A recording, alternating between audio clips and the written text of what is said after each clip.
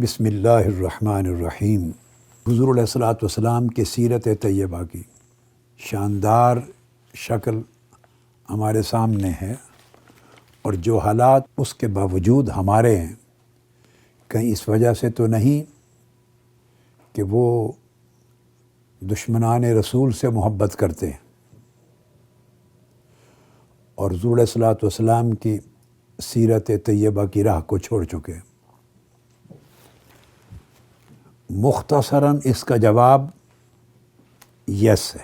امت مسلمہ ایک غلامی کی زنجیروں میں اپنے آپ کو جکڑ چکی ہے۔ اسوہ حسنہ جو پوری کائنات انسانی کو گراوٹ سے اٹھا کے بلندیوں کے عروج تک لے جا سکتا ہے، ہم اسے چھوڑ چکے ہیں۔ ہم نے حضور علیہ الصلوۃ والسلام کی سیرت طیبہ کو پڑھنا ہی چھوڑ دیا ہے۔ خود مدارس دینیہ کے اندر جہاں سے لوگ دینی علم کی روشنی لے کے نکلتے ہیں، ہمارے نصابات میں آپ اندازہ کر لیں خود سیرت طیبہ کتنی پڑھائی جاتی۔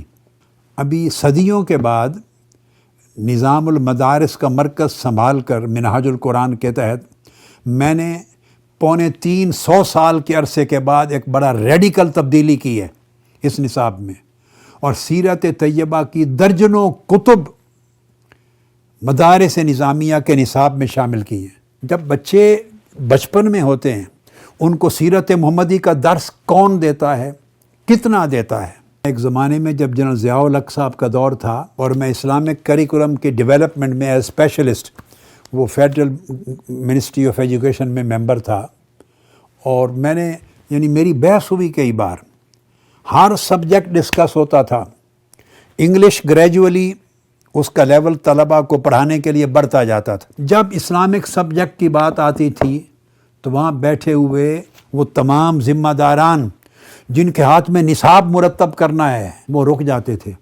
وہ صرف طہارت اور نماز، کلمہ طیبہ کی بنیادی چیزیں اور سیرت طیبہ کی بالکل پریلیمنری چیزیں، اس سے آگے اسلامک ایجوکیشن میں اپنے نصاب کو بڑھانا نہیں چاہتے تھے۔